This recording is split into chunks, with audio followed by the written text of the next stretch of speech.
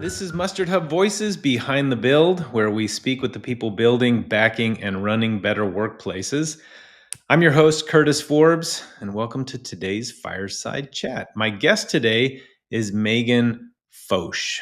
Meghan Focht is Human Capital Director at Concurrency and has over 15 years of HR experience. With experience in education, manufacturing, hospitality, and IT, Meghan has experience in various areas of HR and across multiple industries.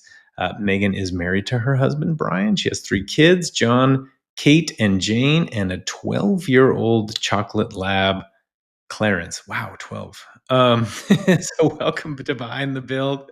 Happy to have you here, Meghan. Yeah, thank you. I'm excited to be here. So, splitting time between Concurrency and a lot of family time and dog time. Hopefully, I'm a dog person. Yes. But I'm excited for this conversation because your role at Concurrency has you pretty uniquely positioned at this intersection of tech and people. Mhm. So you get insights into what builds culture and drives engagement and impacts interpersonal relationships from what you see in so many organizations. So, to set the stage for the rest of our conversation, what does Concurrency do? Yeah, so Concurrency is an IT consulting company. We partner with Microsoft and ServiceNow products mostly.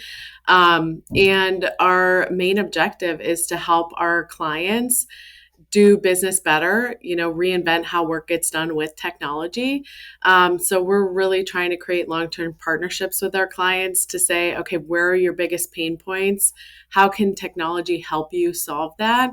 So in some cases, it's creating savings by just having more efficient processes. Sometimes it's creating whole new revenue streams for them using technology. So yeah, it's pretty exciting because we sometimes what we're doing for our clients hasn't been done before, and a lot of times we go in there and they're asking for one thing, but just through understanding, what they're looking for, we can help them realize something that's possible that they may have never even known. So we're like you said, really greatly positioned to understand like the tech and the people side. And we're recognized as a partner, have partner awards through Microsoft and ServiceNow, which is really a great place to be. I love that.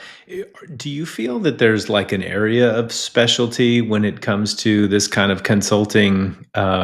Is it with a specific kind of tech, vertical SaaS, any kind of specific area of the consulting where your customers tend to need you most, or that you have people on your team that have specific experience in certain Mhm. areas? Yeah, so AI, I mean, we've been doing AI since it's been more extremely popular in the last few years. Creating IoT solutions and apps and that sort of thing, working with data models. We also have a really strong team helping with M&As. And so we found a lot of success there as well. But really taking your Microsoft tools and ServiceNow tools and making sure you're optimizing them in the best way possible. So we do have teams in multiple different areas, but those have been some areas where we've seen a lot of success. So, when it comes to, I guess, some of these different technological areas, I like AI, like apps, right? That you talked about. Does Concurrency actually also build them, or just Mhm. provide the consult and direction for the organization to then go get it built? Yeah, so we can build them. We have had moments where we help train the team, but we probably work best when we can create the solution for you. So we're a great supplement when you want to take on these big projects that aren't going to be long term. And so you don't want to build your internal team for it. And we can go and get it done with our expertise. And then we try to also always make sure that our clients can maintain the solutions that we bring to them. But we're pretty flexible too with our clients when it makes sense. That's really interesting. So tell me a little bit about Concurrency's clients. Like, who are they? We don't have to use, specific names, but tell me a little bit about who they are. What are the challenges that they face when they actually come to you? Yeah, so I think we have probably the biggest success in small, medium businesses. We have some clients that are a lot larger as well. But we have helped manufacturing, FinServe, retail. And then our best clients are the ones that are bringing us into the strategy piece of it. So we don't just want to be the one and done. We want to really understand your tech strategy, your business strategy, and then find the solution. So, for instance, we had one client who had a pain, just a lot of invoices coming in for AR and or AP rather, and they needed to make sure, okay, do we have them all? Are they matching properly? We were able to funnel them all into one system where instead of that person having to go through each invoice and like making sure we have everything that we need, they now will have a system that does most of that, and then they only have to touch the ones that are showing errors. So that's an example. We have another client that we're starting to work with that has trucks that come in and they have to be filled, but sometimes if there's one thing that's wrong with the truck, they're not able to do that. So now we're using a visual model to create sort of an alert so that that doesn't happen anymore, and they won't fill the trucks unless they're kind of given the green light. So a lot of different solutions, and then obviously the M&A is pretty straightforward in what that is. But yeah, so it's fun to hear those stories and have our technical leaders kind of go in there and be like, hey, we can solve for that. And there's a lot of times we go in there and the pain that they're sharing isn't really going to be worth their money. And we really pride ourselves too on being able to say that and just be really truthful and transparent through that process as well. That's such a wide scope. I mean, for everything from building an application and helping an organization build a new revenue stream to M&A. I mean, they're like not the same thing. And yet, having sort of the ability on your team to stretch, so far is pretty remarkable. So tell me about your role there. Do you get hands-on with the clients? I'm starting to a little bit more, but for the last 6 years, I have been more in the behind the scenes. We're a company that grew really fast and then had some harder times and had to kind of reorganize. So, from an HR human capital perspective, we had a lot of work to do internally to get ourselves prepared for our next growth spurt. But now, what we're finding is that a lot of our clients, when we go in there to do these technology projects, they have a lot of misalignment within their company. So while one department head or stakeholder is saying this is what we need, the people who we're working with to make it happen sometimes aren't always understanding it or are resistant, especially in the case of M&A. But now, as technology advances, there's no department that can really escape it, right? So there's not really going to be that accounting or HR people with their stacks of paperwork anymore. It just doesn't make sense. So we're finding that our clients need a lot more help driving that org change management, protecting that culture through the process, or they may have to change their culture. They may have had a culture that was really, hey, this is how we do it, and we've done it this way for a really long time. And now we're kind of pushing on them to change a little faster, and it's causing challenge. So we're finding, okay, you're paying us to do this, but we want you to see the value. Some of these other things are going to have to come along with it, as well as just offering some staff aug to our more dedicated clients to say, hey, we're here for you as partners. If you just need a bridge right now with a person to get you through that, let's do that too. So that's where I've been coming in a little bit more to help our clients and talk through that. Very cool.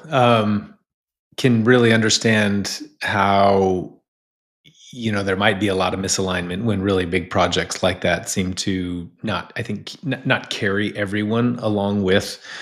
the wave, so to speak. So, what kind of people problems would some of these clients typically have, or maybe just businesses in general? Mhm. 'Cause I kind of see the conversation going a little bit in that direction, especially when you talk about change management and where y'all have a role in, effectively influencing this culture organization wide. Mhm. Yeah, I think right now, a lot of things. Like we have now all these tools that everyone has access to, right? Like I could just go on to ChatGPT, whether or not my company says it's okay or not. And I'm now asking that questions, whether it's to say, okay, I got to build this training, give me an outline I can work with, or if you haven't integrated within your company's tools, it's a lot at a lot of people's fingertips that aren't usually used to using technology in that way. So there is this need now to make sure, hey, does everyone know how to use this? Are we getting the most value out of it? Is there training that has to happen? Are there tasks now that don't need to be done or can be automated? Right. And so there is this, it's touching just more people. So where you might have an IT department that goes, oh, this is really cool. I can program this for myself to do this. Now you have a whole company of people who are like, I don't really know what to do with this. So we're finding that a big moment of opportunity to empower people. Our owner, Jim Savage, just sent me an article, I think either today or yesterday, but it was about how like 63% of the workforce or something like that feel like they're not utilized to their best ability. And so I think that's a great example too of, okay, I'm moving these processes, I'm doing this routine work. But I have ideas and I have creativity and I, want to make decisions, but I don't know if I can. And so I also think there's that exists with just an opportunity to help people really make a difference and feel like, okay, I can do everything that I can do. I think the other thing that makes that more of a stressor is that people can freelance now more than ever, right? I could go off on my own and say, hey, I'm going to go consult or I'm going to do these little projects on my own. And so if I'm not being utilized in a big company, what's keeping me there? Exactly. Mhm. Exactly.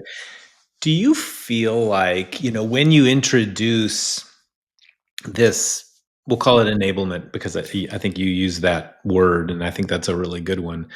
When you introduce this into an organization, do you find that do you find any pushback by leadership who haven't traditionally had that be part of their culture, or is it adopted pretty, readily? Well, humans, it's never that easy, is it? I imagined I might get an answer But kind of like that. right? I can think back even, technology aside, my first job out of college was to manage a front desk at a rec center at a university.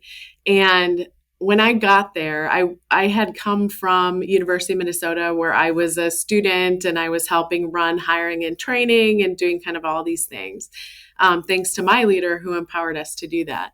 And so I came over, freshly graduated, and realized that the supervisors at that place were not allowed to do any of that. Right. And so I was like, well, we got to change that. And I got sort of the pushback like, oh, no, you can't trust them to do that. And I'm like, well, I am them a couple months ago. Like, yes, you can. I also recognized that between the different departments, there was a lot of pushback and just the relationships weren't really good and they didn't quite understand each other. So, me as a newly graduated person who is a total nerd for this was like, oh, this is like a culture change experiment, if you will. And so even at that time, you could see the resistance and sort of the mistrust that might exist. And I think in any of those situations, it's just about helping people understand, it's like, okay, now I'm going to take my front desk supervisor and have them also supervise in the fitness department. And then we're going to run these trainings and we're going to start to do this, right? And understand that change takes time. And we did it here at Concurrency too, and still kind of working through through that. So it's, you really got to make sure those communication paths are clear, that there's a great way to get information up to the top, and that the leaders are really receiving it and trying to understand it. At Concurrency, we've used just a lot of phrases like, assume positive intent. What would that feel like if we assume positive intent, right? When we're resistant and kind of going, oh, okay, Yeah. maybe I wouldn't, think that they're trying to break me down, right? Maybe I would think, oh, they really want this place to be better, and now I'll receive what their feedback is. And then the classic, I think it's Brene Brown, clear is kind and feedback is a gift, which is all sort of cliche, but they're really great phrases to use to just ground people when defensiveness starts to come up. But yeah, so that's sort of some examples that I've seen. It's definitely challenging, but it takes time, but it's possible. I think that in a hierarchical setting, people don't want to feel they want to feel like you said, utilized. They want to feel comfortable. They want to feel useful in their space, within whatever domain authority that they have there, and not feel undermined. And feedback is a gift, right? But sometimes if things are unclear, where it's coming from, why it's coming from, how it's coming from, all those kind of things, you know, like you started off, we're human beings, right? Mm-hmm. So sometimes, as much as we want to always assume positive intent, depending on what the culture of the organization or what those relationships are like between the people, maybe it's not Mm-hmm. always It's not always safe assumed. to do that, right? That's the other thing is sort of the buzzword of psychological safety, which um, is actually really hard to create in reality, right? Like you really have to have a humble leader who's willing to say, we're not leaving this room till someone tells me what I need to be better at, right? Like I've hired you for this. Like we're not leaving till everyone has an opinion, or let me get curious about the feedback that I'm getting. And it can take a lot of time too for people to believe that. We've come a long way. Like I said, I think everything that I'm talking about, we've lived through as a company too, which, I think helps our clients when we can tell them that as well. But it does take a long time, and people come into the organization with their own sort of workplace trauma of being like, yeah, that's what the last place said, and then I shared my opinion and I got in trouble, Right. right? So it's interesting too, seeing people come in and us just saying, hey, we have an executive team. We're not better or higher than you. We just have a different role in this organization. We're not smarter than you. Like, we need your feedback to help guide this company because we're all in this together. If you think that we're doing a horrible job, like, we need to hear it. And it takes people a minute before they're like, I don't want to step on people's toes. And we're like, please step on the toes. Yeah. Step Yeah. on the toes. We'll tell It's you if it went too far. But it's they don't true. believe you. Yeah. It's one of the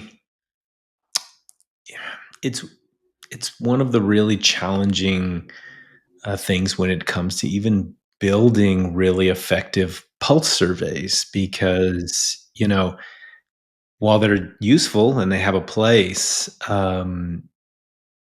typically in a lot of organizations, folks want to fill these out so that they are seen in the best light of the people who will be reviewing them, even if they're supposedly anonymous. Mhm. Or they are so busy and don't want to be spending time with it, they just click through it as fast as they can to get to the end. Right? So how authentic are a lot of these out answers? But I want to ask you about AI. Very much a hot topic right now. Mhm. How do you see the companies beginning to adapt AI when it comes to their people? You mentioned it was something that you're getting asked about a lot. You're having to address it a lot. You have a team that has a lot of experience around that. Are they doing it right? What is right? Yeah. Even. That's a great question. I don't think I have the answer to that, but we're seeing sort of the first early adoption is really let's get that handbook and the benefit information loaded into our chatbot and sort of create this first place for our employees to go to get quick answers where they don't have to feel like they're bothering anybody. Because even though I don't feel like they're bothering me, everyone always says that, right? Like, oh, I don't want to bother you for this silly question. So that's sort of the first adoption that we're seeing. That feels like the safest move, I think, probably for companies. But in a bigger scale, really looking at the workflow. There's another company that we're talking to, and just like, how to use AI. Like we still have a lot of emails being sent and status updates, and even which team works best together, right? Like how do we have information out there, and how do we compile it in a way that we can understand it better?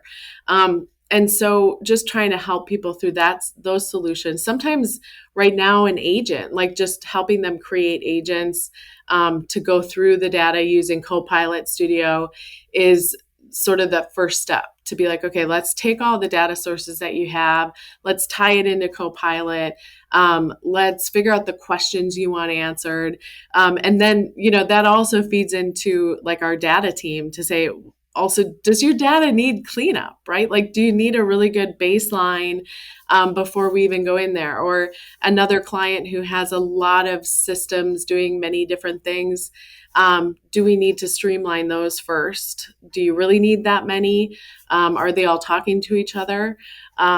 So I think just looking at that's going to change people's jobs. It's hopefully what I think it's going to do is take probably the most frustrating part of people's jobs and put it in a nice, clean, organized bow, a little bit easier, right? Because then I'm not sitting there doing a repetitive task. I'm not searching for data. I'm not banging my head against the wall because this is taking longer than it needs to, or I don't have the information that I need. Now I've got it at my fingertips. And now all those cool creative ideas I have now actually feel possible because I've just freed up a bunch of time and a bunch of like just emotional energy. That's a whole nother conversation on burnout that some of this stuff can drive that we can solve for now with AI. I can definitely see that scenario where businesses will come to you and say, I want to start using AI. I know it saves time. I know it will, I can 10x my output. I know it can do X, Y, and Z, but also not know what exactly they want to use it for to solve.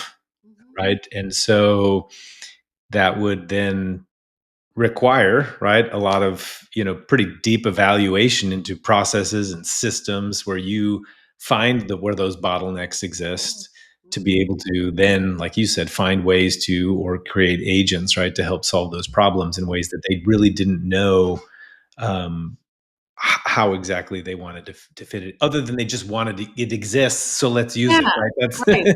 You feel like you're missing it, but you can't. Right, exactly. So do you think the workforce is embracing AI overall? Do you think that today's workers, not just the organizations, but do you feel like the workers really feel like it's benefiting them on the job? Gosh, I don't have any stats on this, but I have to say it's both. Like you see those employees that are so eager, right? That are anecdotally learning stuff on their own. But we still run into people who are like, don't trust AI. AI is a fad, or, all these things, which I think their concerns are really valid, right? Like they're things we have to solve for. The conversation about security and kind of protecting your data, and, is your employee, if you don't have Copilot in your environment, is your employee going and using the public Copilot and loading a bunch of documents in there, right? So I think the people who are resistant against it probably have some really good points. And in some cases, we need to explore it and have answers for it, right? But it's such a new thing. So it's a new thing. So yeah.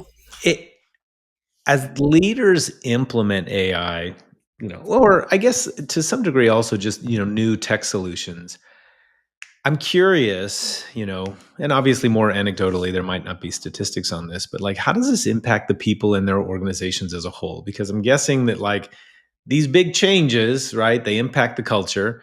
They can cause some major friction. There might be a lot of people feeling like as we introduce AI, my job might be on the chopping block. Mm-hmm. right? So how do you guide them through that? You're working with the people, right? You're now consulting with them and helping develop that culture or be that change agent. How do you guide the workers through all of this and ensure them that everything's going to be okay, or is it sometimes not?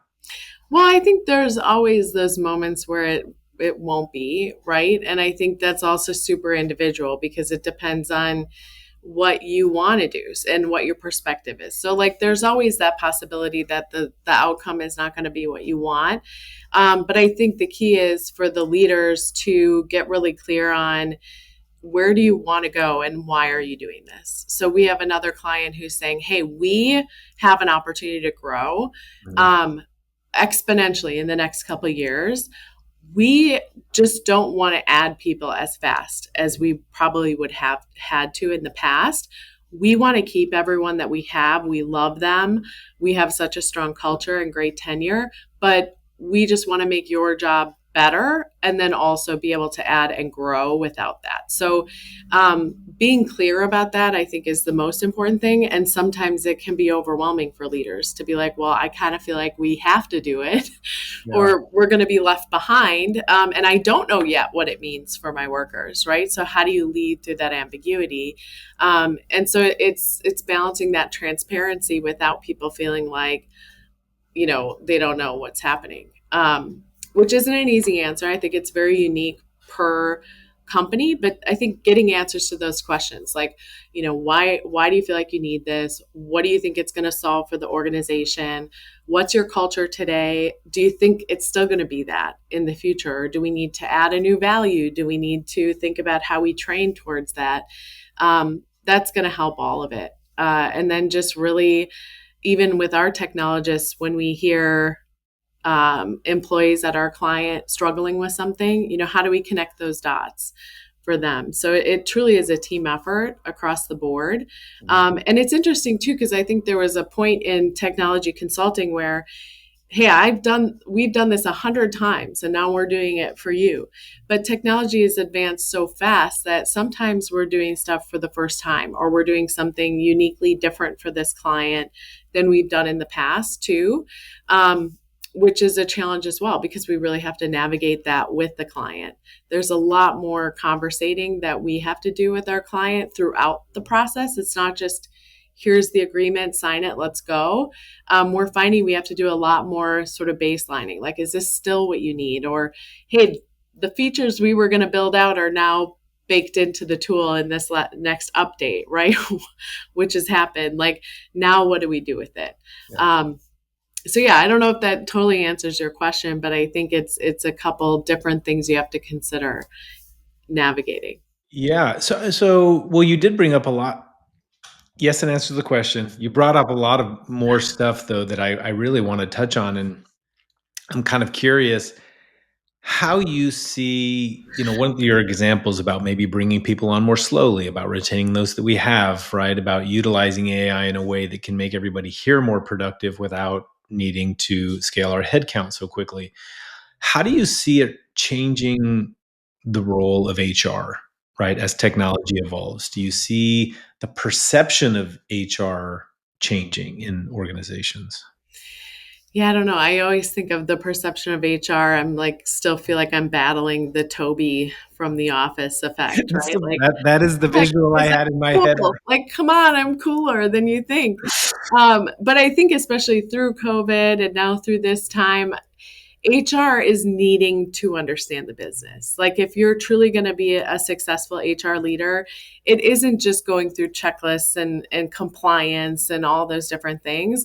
It is thinking more broader about organizational adoption and what's the company doing and how do we make sure that at the speed that change is happening, our employees feel on the journey and can operate at their best. So I definitely see that changing. I also think a lot of times as HR professionals, it's like there's not enough time in the day and there's not enough of us for the company to accomplish everything that we want to.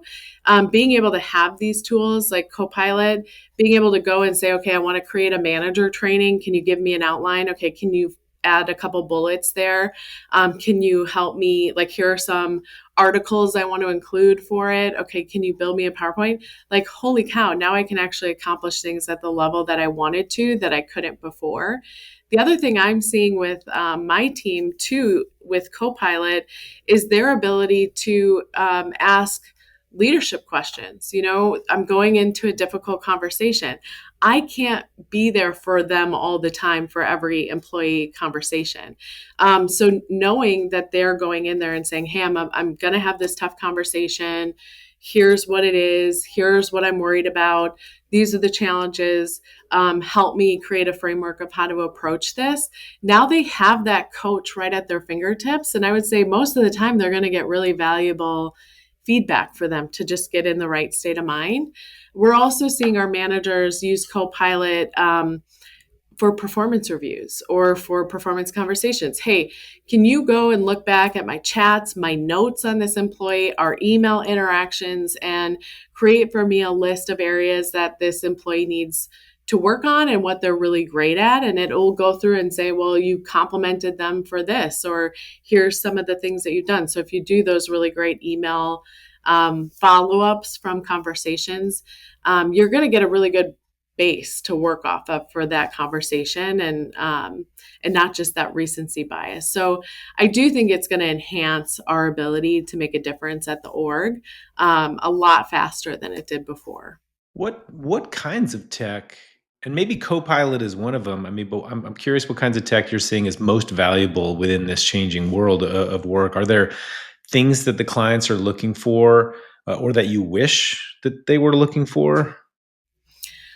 Gosh, good. Yeah, right now I feel like Copilot for me has been such a cool, Game eye-opening changer. Yeah. tool. Yeah, because it just bridges so much together. And I think that it has been the base of a lot of great output and really helping us use data that has existed that we haven't really been able to bring together as easily. That's So cool. yeah, I mean, I think there's enough to explore in that alone. I'm So, just trying to think. one thing I'll ask. I know that monitoring, measuring, super important in all areas of business. We're all about data here at Mustard Hub. It's easier than ever with all of this new technology with Copilot. What are some of the kinds of people signals that you feel business leaders should be monitoring? I mean, when it comes to the data around people, team engagement, workplace happiness, culture, do you think that organizations, are more or less monitoring the right things? What are they? Gosh, it's a good question. I don't think they're probably monitoring all the right things, right? And I think we are seeing a shift, even just culturally, from employees, not just feeling dedicated to a company and maybe feeling a little bit more like, hey, company, you're lucky to have me. What are you doing to keep me? Which is a big shift, right? Because now I have so many more things I can do either on my own or more flexible or just companies that are out there, even when the market is a little bit more employer friendly.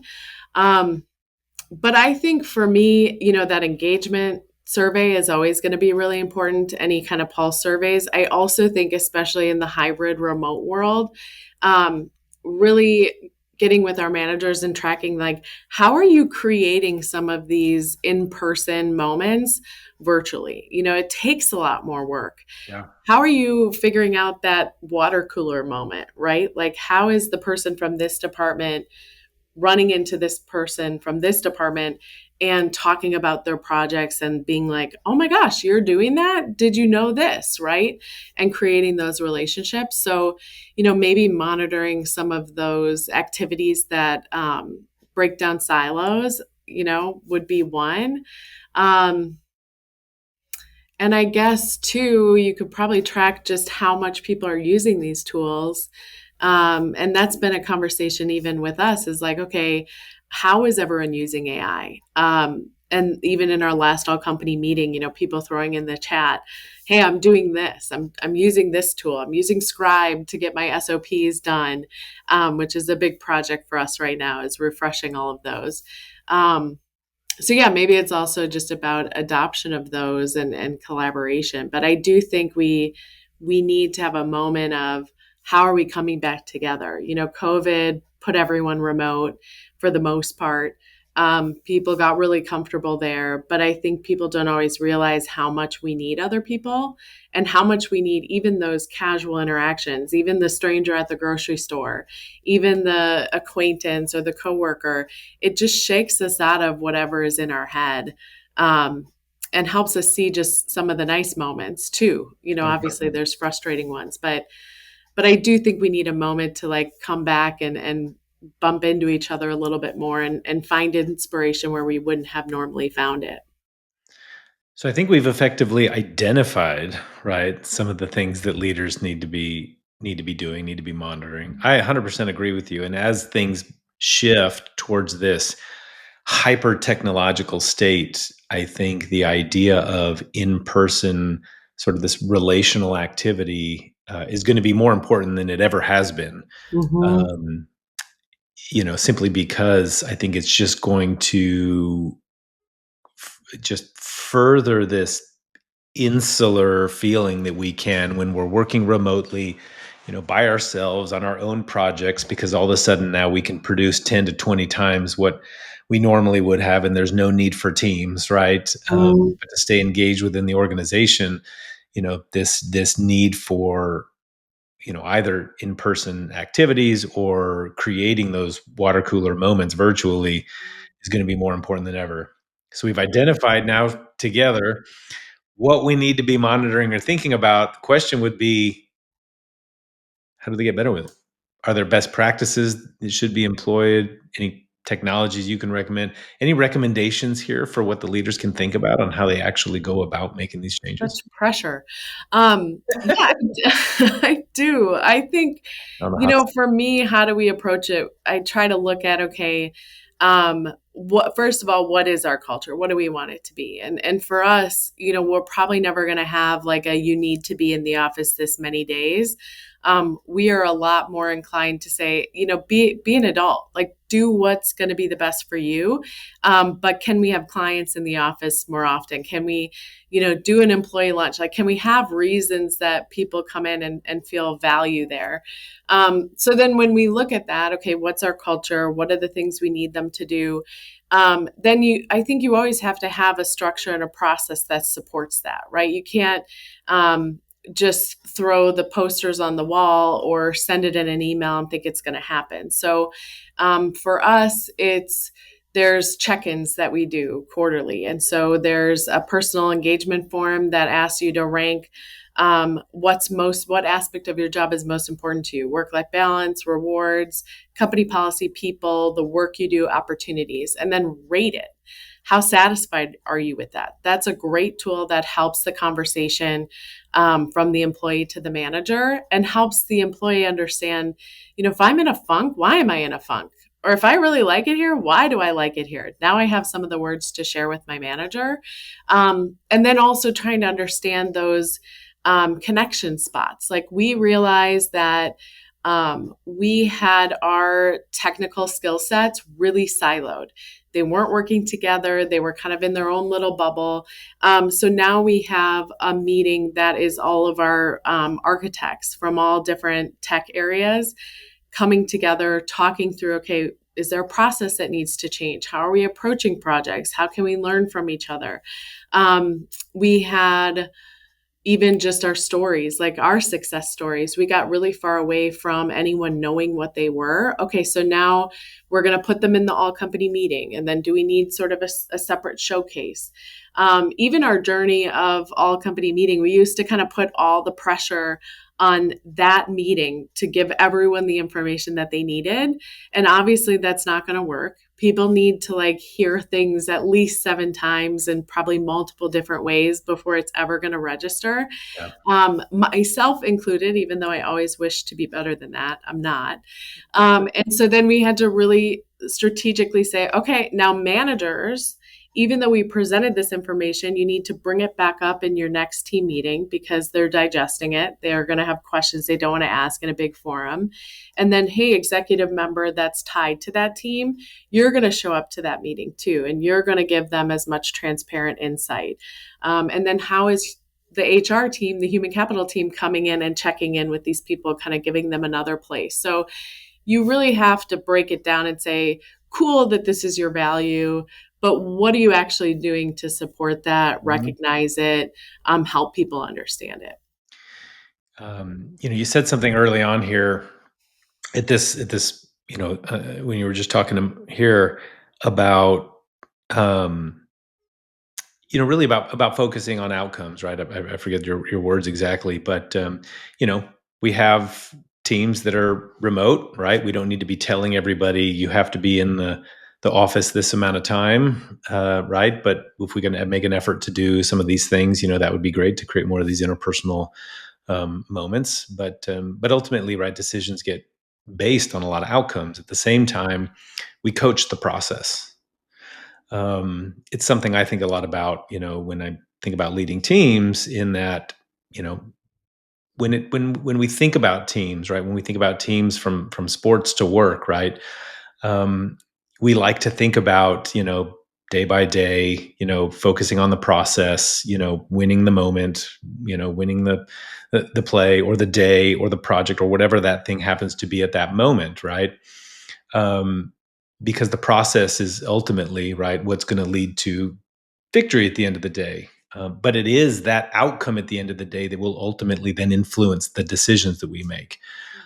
So we coach the process, and decisions are influenced by outcomes, which is a lot of what I kind of hear, and why 100%, can totally get behind that. So while we look towards the future, what do you see a people related insight, a people centric skill, a competency that maybe tomorrow's leaders will have to develop in order to thrive, or possibly even more than one? Yeah, I think that's a great question. I do think that empathy and sort of emotional intelligence will be probably even more important. And I think that because AI and technology, I don't think it's not going to be able to solve for that. And humans are so complex. And I am not a neuroscience scientist, obviously, but I have enough experience with myself and now raising children and helping professionals that our brain has such a tendency to create stories that often aren't true. And I feel like the further you are from human interaction, the more the brain really takes sort Yeah, of a you get creative disconnected license. from reality. Yeah, and that could be, oh, I'm the best ever, right? And I haven't had a chance to be humbled. Or it can be everyone hates me, no one thinks I'm smart, sort of that imposter syndrome. They're going to figure it out. And so I do think leaders more than ever are going to have to spend more time helping people sort of out of that reality and make those connections and maybe have more intentionality towards relationship creation. I think too about the interns these days, right? Like you could learn so much by bringing coffee into the conference room and kind of hearing what's happening and sort of being in that office space and just happening upon a conversation between employees. And even some of the tasks you do, they'd be really rudimentary and data focused. But while you did those tasks, you were learning so much. So I also think just the way that we learn and how fast we learn, we're going to need to continue to look at that and figure that out. And it's not just going to be, hey, use Copilot as your mentor and use that LMS for all your training. But we will have to think more thoughtfully about that. So I think that self-awareness and that emotional intelligence and really helping people guide through that is going to be a skill set that's still going to be needed. So entrepreneur comes to you, asks you for your single most important piece of advice about what they can do better as a leader, when it comes to the people they work with, right? You're on the elevator, you're almost at the top floor. You just got a minute before they hike on out of there. What is it that you're going to tell them? hire people smarter than you and ask for feedback constantly. I You would be know, hitting my emoji right now with thumbs up, like if if I could do that. yeah, just don't get too into yourself, because I think the reality too is no one knows what they're doing. Nobody knows. Even the most successful people, and probably the most successful people, don't know what they're doing. Right. They're trying things. They are trying things. They're failing. They're registering why it failed. They're going back. They're looking for feedback. They're surrounding themselves with great people. They're trusting their gut. And I think that's something that I have to be reminded of too. Like, it's not like someone's done this before in this moment with everything happening in the world today. Everyone's figuring it out. And I think we're really lucky at Concurrency. We have one single owner who is such an entrepreneur brain, very creative, very bold, doesn't necessarily want to do it like everybody else. And so we have the license at Concurrency to say, hey, this is what our clients are needing. This is what we want to do. Let's go do it. Let's try it. And then we have a boss and our COO who is that person who says, I'm hiring someone who could say, hold my beer in this area of expertise, right? Like, I've hired you to tell me what needs to be done, or to hold me accountable, or to challenge me. I work for you. And the combination of those two leaders has really set the stage for Concurrency to be creative, to pivot with the org, to pivot with our clients. And I just think that reminder of, like, no one has it figured out. Yeah. Like, we got this. I couldn't agree more. I couldn't agree more. I mean, failure is feedback, and that's that's what it is. I feel like we keep that mindset. Everybody's going to be pushing each other forward. But I love that, Meghan. This has been amazing. This was great. Thank you so much for joining me today. Well, I really appreciate it. Definitely got me thinking on some of these questions. I don't always like to try to predict the future, but it's inevitable that we have to think about it. Well, I want to thank everybody for tuning into Mustard Hub Voices Behind the Build. Please like and share this episode, subscribe so you don't miss the next one. And be sure to visit mustardhub.com to learn about how we help companies become destinations for workplace happiness and turn culture into a competitive edge.